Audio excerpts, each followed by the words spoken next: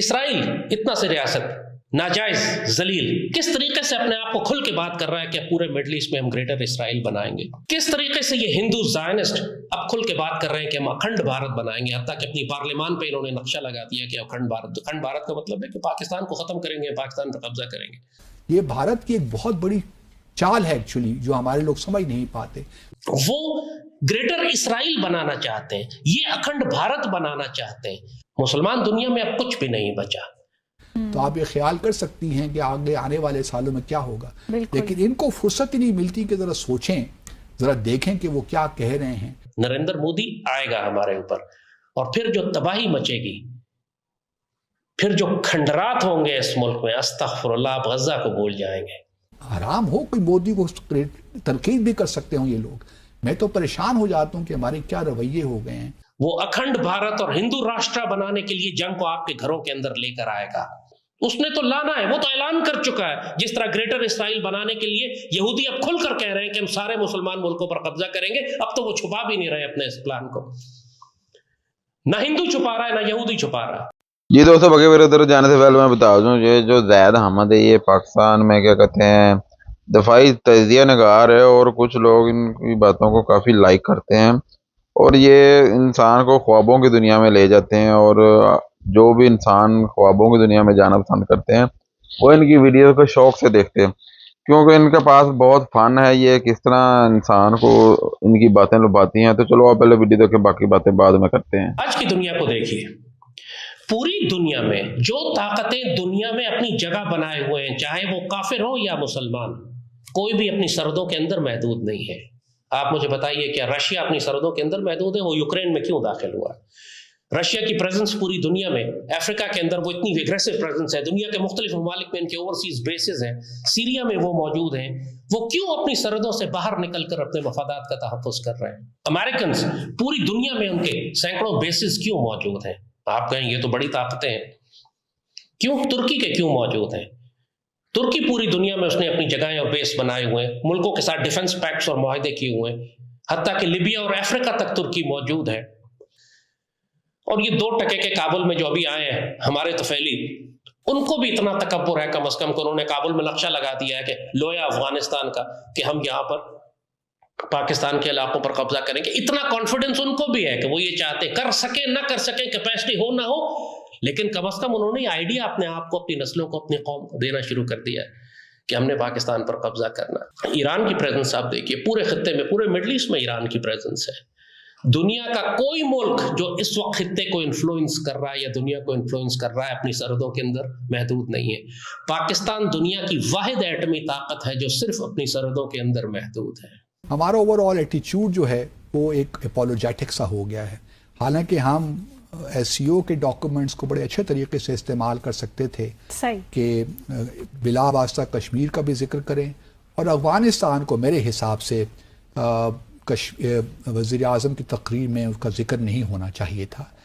لیکن بھارت کے جو وزیر خارجہ انہوں نے کوئی کسر اٹھا نہیں رکھی. انہوں نے ٹیررزم کا بھی ذکر کیا, ایکسٹریمزم کا بھی ذکر کیا, سیپریٹزم کا بھی ذکر کیا, BRI کے خلاف بھی بات کر لی, ساورنٹی کی بات بھی کر لی, ٹیریٹوریل انٹیگریٹی کی بات کر لی.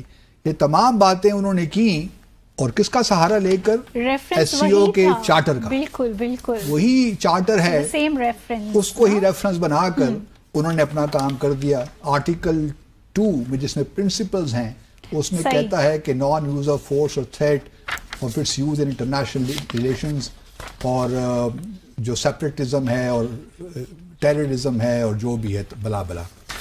تو انہوں نے بڑی مہارت کے ساتھ اس کا سہارا لے کر پاکستان کو بھی سنا دیں اور چائنا کو بھی سنا دیں. اور پھر ڈکلیریشن میں جو ہم نے پچھلے ہفتے کہا تھا کہ توقع یہی ہے کہ وہ BRI کی مخالفت کریں گے, تو وہی ہوا. ڈکلیریشن میں جب آیا تو بھارت نے اس کو سپورٹ نہیں کیا.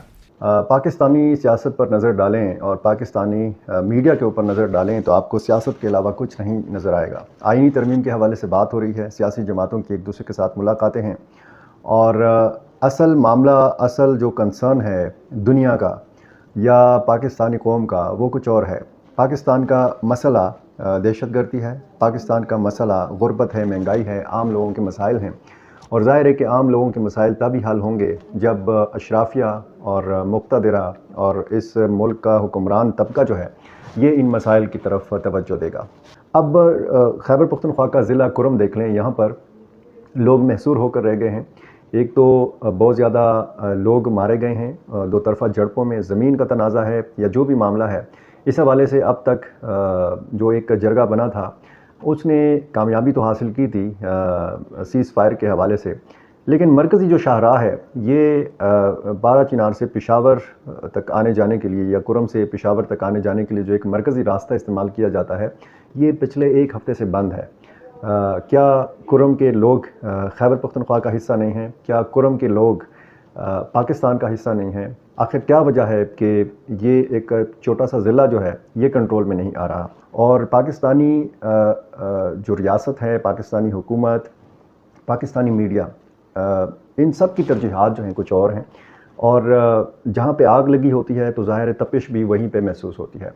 ان علاقوں میں آگ لگی ہوئی ہے، کرم کو آپ دیکھ لیں، خیبر کو آپ دیکھ لیں، آپ بنو کو دیکھ لیں، آپ وزیرستان کو دیکھ لیں، ڈیر اسماعیل خان لکی مروت ٹانک کی تو بات ہی چھوڑ دیں، وہاں پہ تو صورتحال ہی کچھ عجیب سی ہے۔ باقاعدہ جو اعلیٰ حکومتی عہدیدار ہیں وہ کہتے ہیں کہ یہ نو گو ایریاز ہیں، یہاں پہ ہم نہیں جا سکتے۔ گورنر کہتے ہیں ہم اپنے علاقوں میں نہیں جا سکتے۔ وزیر اعلیٰ کہتے ہیں کہ جی یہ علاقے جو ہیں، یہ ظاہر ہے کہ ایسی صورتحال ہے، اب آبائی علاقہ ہے، وزیر اعلیٰ کا آبائی علاقہ ہے، گورنر کا آبائی علاقہ ہے، آئی جی پولیس خیبر پختونخوا کا، اور وہاں پہ یہ صورتحال ہے کہ شام کے بعد جہاں پہ لوگ باہر گھروں سے نہیں نکل سکتے۔ تو مسائل کچھ اور ہیں، ترجیحات کچھ اور ہیں۔ اگر پی ٹی ایم اتوار کو اپنی ایکٹیویٹی کرتی ہے، لوگ نکلیں گے، ظاہر منظور پشتین نے کال دی ہے، اور تازہ بیان جو ان کا سوشل میڈیا پر گردش کر رہا ہے اسی حوالے سے ہے کہ لوگوں کو اب نکلنا چاہیے۔ پاکستانی حکومت کا رد عمل کیا ہے؟ بجلی قبائلی علاقوں میں مفت ہونی چاہیے، 5 روپے فی یونٹ سے زیادہ پشتونوں سے وصول نہیں ہونا چاہیے، اس قسم کی باتیں جو ہیں ظاہر ہے کہ بہت مشکل تو ہیں، اور یہ بھی کہ 2 مہینے کے اندر اندر تمام مسلح جو تنظیمیں ہیں وہ بھی نکلیں اور فوج بھی ہمارے علاقوں سے نکلے۔ کون سے علاقوں سے نکلے یہ بھی وضاحت نہیں ہوئی۔ جی دوستوں، ہم نے ویڈیو دیکھی، ویڈیو میں ہم نے دیکھا جی زید احمد صاحب اور کچھ پاکستان کے تجزیہ نگار اس پہ گفتگو کر رہے تھے کہ بھئی انڈیا اکھنڈ بھارت بنا لے گا، انڈیا کا یہ نظریہ ہے، اور جو اسرائیل ہے وہ کہتا ہے جی میں بنا لوں گا جی گریٹر اسرائیل۔ لیکن یہ جو باتیں ہیں یہ آج کے دور میں مجھے مفروضے سے علاوہ اور کچھ بھی نہیں لگتی، کیونکہ دیکھیں آپ، انڈیا ایک ایٹمی پاور ہے ملک ہے، اور پاکستان بھی ایک ایٹمی پاور ملک ہے۔ ان دونوں دیشوں میں اب لڑائی نہیں ہو سکتی، کیونکہ اگر ان دونوں دیشوں میں لڑائی ہوئے گی تو پھر بچے گا کوئی نہیں۔ نہ تو ہم یہ سوچ سکتے ہیں کہ بھئی انڈیا میں کچھ لوگ بچ جائیں گے، یا نہ ہی ہم یہ سوچ سکتے ہیں پاکستان میں کچھ لوگ بچ جائیں گے، کیونکہ جب لڑائی ہوئے گی انڈیا اور پاکستان میں پھر بچنا کچھ نہیں ہے۔ اور یہ ساری باتیں نا اب صرف اور صرف مفروضے ہیں کہ بنے گا اکھنڈ بھارت یا گریٹر اسرائیل بنے گا، یہ اب آج کے دور میں تو مشکل ہی لگتی ہیں باتیں، کیونکہ اسرائیل کے پاس جو قریبی دیش ہیں، مسلمان دیش ہیں، ان میں اتنی سخت ہی نہیں ہے کہ وہ اسرائیل کا مقابلہ کر سکیں۔ کیونکہ آج کے دور میں اگر آپ نے کسی سے جنگ کرنی ہے یا کوئی بھی آپ نے کسی سے مقابلہ کرنا ہے تو آپ کو اس سے مقابلہ کرنے کے لیے آپ کو اس قابل ہونا چاہیے کہ آپ اس کا مقابلہ کر لیں۔ وہ جیسے ایک مثال ذات دی کوڑ کلی تیریاں نو جفے، تو یہی حساب ہے۔ تو اس وجہ سے ان باتوں کو سوچنا پڑے گا۔ باقی آپ اس بارے میں کیا کہتے ہیں، اپنی رائے ضرور رکھیے گا۔ ملتے ہیں۔